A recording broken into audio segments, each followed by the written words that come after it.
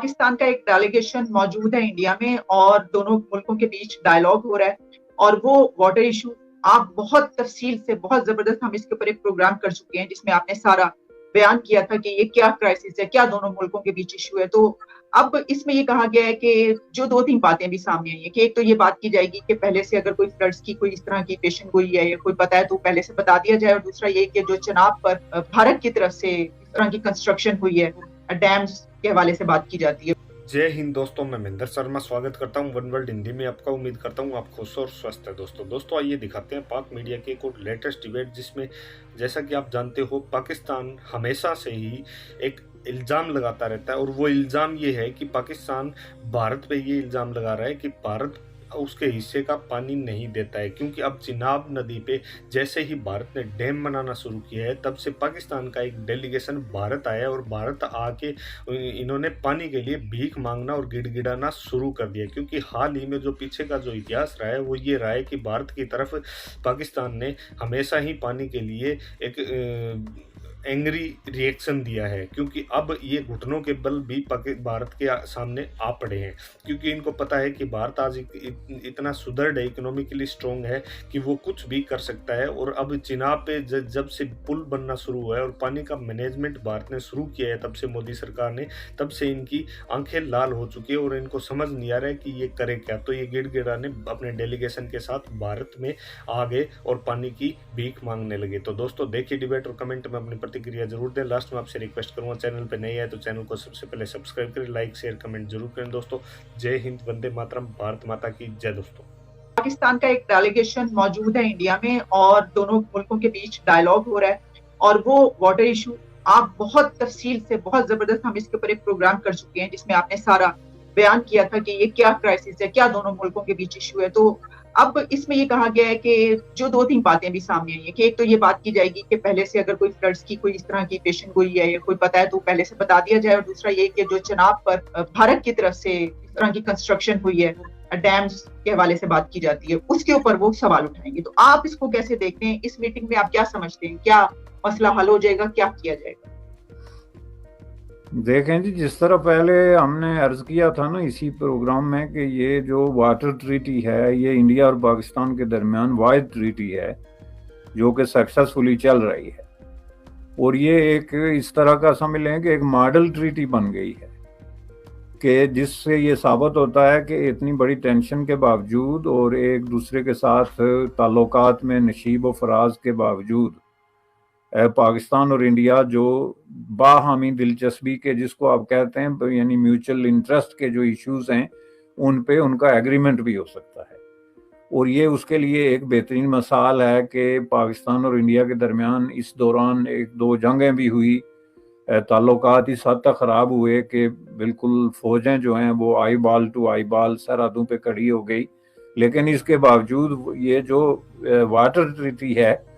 ये अपनी जगह पे कायम रही। इसकी वजह यह है कि इसको जिस तरीके से कंक्लूड किया गया, उस वक्त जो लीडरशिप थी, उस वक्त जो लोग इन्वॉल्व थे, उसमें वर्ल्ड बैंक की जो एक तरह की सुपरवाइजिंग या जो है वो सिचुएशन थी पार्टनरशिप की, उसने एक रोल प्ले किया, जिसकी वजह से ये मैं आपको बता दूं कि अगर ये ट्रीटी उस वक्त कंक्लूड ना होती तो मुमकिन है पाकिस्तान और इंडिया के दरमियान सिर्फ वाटर पे दो चार जंगें जो हैं वो इस वक्त तक हो चुकी होती, क्योंकि जिन चीज़ों पे उनके दरमियान जंगें हुई हैं वो सारे नॉन इश्यूज थे, कोई इतना बड़ा इशू नहीं था। लेकिन वाटर जो है वो ज़िंदगी और मौत का इशू है दोनों के लिए। तो उसमें मैं समझता हूँ कि ये एक बहुत बड़ी एक इम्पॉर्टेंट किस्म की ट्रीटी है जिसकी रोशनी में उनके छोटे मोटे मामला हल होते हैं। बाकी ये जो इनका डे टू डे ये कोई नई बात नहीं है, इस तरह की मीटिंग्स इनकी साल भर मुख्तलिफ तरीकों से जो है वो होती रहती हैं, और ये एक अच्छी डेवलपमेंट है कि देखें ये एक दूसरे के खिलाफ नफरत फैलाने का एक तरीका ये भी है। एक स्टेटमेंट जो आपने बार बार सुनी होगी कि जी भारत ने बगैर इतला दिए पानी छोड़ दिया, जिसकी वजह से सैलाब आ गया, लोग बह गए। अब ये बहुत ही सीरियस किस्म का इल्ज़ाम है, क्योंकि इसका मतलब ये है कि आप एक बहुत बड़ा पोर्शन ऑफ पॉपुलेशन का सेगमेंट जो है उसको आप एक एंटी इंडिया सेंटिमेंट दे रहे हैं ऑन अनफाउंडेड ग्राउंड्स। या तो इनफैक्ट कोई ऐसी बात हो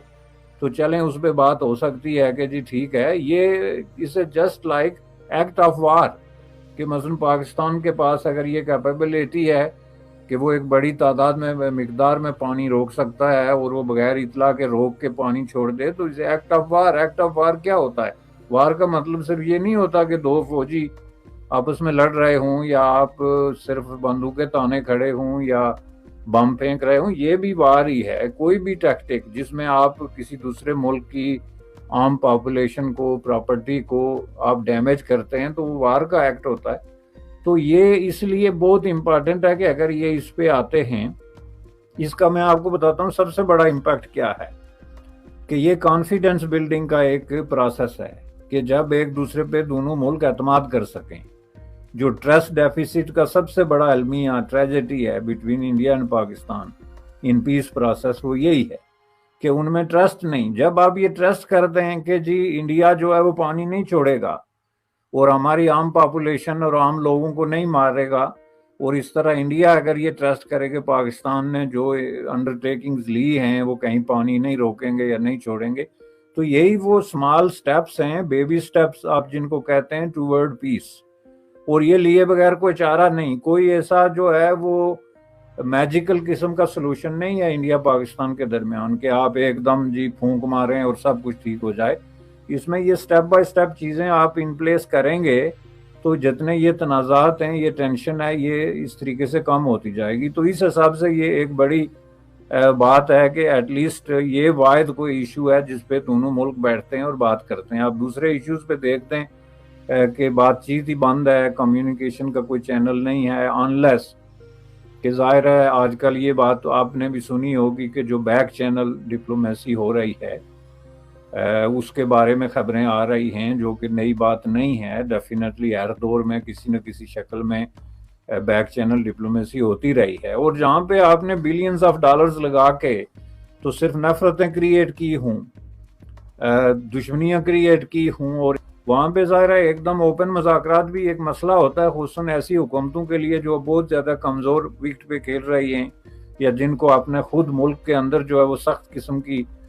چیلنجز کا سامنا ہے. تو ان کے لیے بہتر راستہ یہی ہوتا ہے کہ وہ کوئی بیک ڈور ڈپلومیسی کے ذریعے معاملات جو ہیں ان کو ذرا ٹھنڈے کریں اور پھر اگلا سٹیپ لیں. ٹھیک، چلیے دیکھتے ہیں کہ اب اس کی کیا ڈیولپمنٹ سامنے آتی ہے. ہمارے اسی کے ساتھ ایک اور مسئلہ بھی پاکستان میں چل رہا ہے، اور وہ تو ہے تو بہت پرانا ایشو جو آپ جانتے ہی ہیں سر کہ پاکستان کا اسرائیل کے حوالے سے کیا موقف ہے، اور پاکستان کے تو پاسپورٹ پہ وہاں پہ جایا نہیں جا سکتا. تو جب سے یہ واقعہ سامنے آیا ہے کہ ایک ڈیلیگیشن وہاں پر گیا جس میں ایک پاکستانی صحافی بھی اور پاکستانی ایک یہودی سٹیزن شامل ہے، وہ وہاں پر گئے، تو ہوا یہ جو اجازت ہے جو پاسپورٹ باقاعدہ ایشو کیا گیا اور وہ وہاں پر گئے جو کہ وہاں پر اپنی عبادت کرنے کے لیے جانا چاہتے تھے یہاں کے ایک سٹیزن. ان کو تو عمران خان کے دور میں یہ کہا گیا کہ جاری کیا گیا پاسپورٹ اور یہ مانا گیا، لیکن ان کے ساتھ ایک جرنلسٹ بھی گئے. تو اب یہ عمران خان صاحب نے اس ایشو کو ٹریس کر دیا اپنے، اور وہ سپیچ میں یہ کہا ہے انہوں نے کہ یہ جو ہے یہ حکومت یہ کرنا چاہتی ہے کہ اس کو کشمیر سے انہوں نے لنک کیا ہے کہ پہلے اس سے تعلقات بڑھائے، اس کے بعد جو کشمیری ہیں ان کے خون کا سودا اور اس طرح کی یہ سب باتیں کی گئی. تو آپ اس کو کیسے دیکھتے ہیں؟ اور دوسری طرف جو اسرائیل کے پریزیڈنٹ ہیں انہوں نے اس کے اوپر ایک ورلڈ اکنامک فورم میں ان سے جب سوال کیا گیا تو انہوں نے تو کہا کہ حیرت انگیز خوشی انہیں ہوئی ہے کہ وہ پاکستان کے ڈیلیگیشن سے ان کی ملاقات ہوئی. دیکھیں جی، یہ جو ہے نا یہ ایک ایسا سوال ہے جس پہ آپ میں سمجھتا ہوں کہ اوپن انویٹیشن آپ کو دینی چاہیے پوری نیشن کے سب انٹلیکچوئلز اور جو رائٹ تھنکنگ پیپل ہیں ان کو، کہ وہ اس پہ ذرا غور کریں کہ پاکستان آخر اس دنیا میں چاہتا کیا ہے. اگر عمران خان صاحب کی تھنکنگ کے حوالے سے سوچا جائے تو انڈیا آپ کا تو ڈکلیئر دشمن ہے، جو ہمیشہ اس طاق میں ہوتا ہے کہ جس وقت بھی آپ آنکھیں جو ہے بند کریں تو وہ آپ کو نگل لے. اس کے بعد اسرائیل آپ کا ازلی اور ابدی دشمن ہے، یعنی فلسطینیوں کا وہ اتنا دشمن نہیں ہے. یہ میں آپ کو بتا دوں، میں نے اس وقت تک کم از کم کوئی 20 کے قریب فلسطینی لوگ جو ہیں ان کا اس معاملے پہ انٹرویو کیا، تو میں آپ کو پورے دعوے سے کہتا ہوں کہ وہ اسرائیل کے اتنے دشمن نہیں ہیں جتنے پاکستانی ہیں، اور وہ بھی زیادہ پنجاب کے لوگ. یہ میں آپ کو بتا دوں، جو میرا اپنا ریسرچ ورک ہے اس کی روشنی میں آپ کو بتاتا ہوں. اور یہ بڑی ایک جو ہے نا جس کو آپ کہتے ہیں ایک پہلی ایک عجیب قسم کی پہلی ہے کہ یہ کیا ہے, ایسا کیوں ہے کہ آپ جو فریق ہے اس پورے جو کانفلکٹ میں وہ ہے پیلسٹائن, اور اگر پیلسٹائن کے لوگ جو ہیں وہ اسرائیل کے اتنے دشمن اگر نہیں ہیں, آپ ان سے بات کریں وہ کہیں گے نو نو وی آر فار پیس, یہ درست ہے کہ اسرائیل نے ہمارے ساتھ زیادتیاں کی ہیں, یہ جو بلڈ شیڈ ہوا ہے, لیکن اس میں ظاہر ہے ہم لوگ بھی بڑے طریقے سے شامل رہے ہیں. یہ نہیں کہ ہم کو معصومیت سے جو ہے وہ سر نیچے کر کے بیٹھے ہوئے تھے تو اسرائیل گولیاں مار رہا تھا. ہم نے ہر محاذ پہ لڑائی لڑی ہے, فوجوں سے لے کے اسٹریٹس تک, اور جو ڈیمونسٹریشن اور ہر محاذ پہ. تو اس کو وہ اس طریقے سے دیکھتے ہیں جہاں تک پیلسٹائن کے لوگوں کا تعلق ہے. جہاں تک عرب لوگوں کا تعلق ہے, جو بنیاد ہے اس سارے کھیل کی, اور ہمارے جو پنجابی جو ہیں خصوصاً یہ بھول جاتے ہیں کہ فلسطین جو ہے وہ عرب دنیا کا حصہ ہے. That's not a part of Punjab اور گلگت بلتستان اور آزاد کشمیر. وہ عرب دنیا جو ہے وہ لوگ عربی بولتے ہیں, عرب نسل کے لوگ ہیں, اور عرب جو فلسطین ہے وہ عرب کی ایک قدیم ترین پہچان میں سے ایک ہے.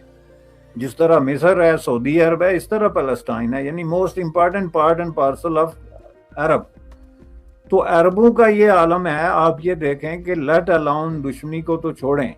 کہ انہوں نے بالکل اوپنلی جو ہے وہ اسرائیل کے ساتھ تعلقات قائم کرنے, اور آپ نے ریسنٹلی دیکھا یونائٹڈ عرب ایمریٹس اور اس طرح کے دوسری جو ڈیولپمنٹ ہوئی, جبکہ انہوں نے اسرائیل کو نہ صرف تسلیم کیا بلکہ اوپنلی ان کے ساتھ تجارتی اور ڈپلومیٹک ریلیشن جو ہے وہ کام کیے. چھ جائے کہ آپ پاسپورٹ پہ 70 سالہ پرانی اللاجیکل, ارریشنل اور انبیلیویبل اور انریزنیبل قسم کی ایک سٹیٹمنٹ جو ہیں valid for every country but Israel اور سم تھنگ لائک دس جو ہے وہ اس میں آپ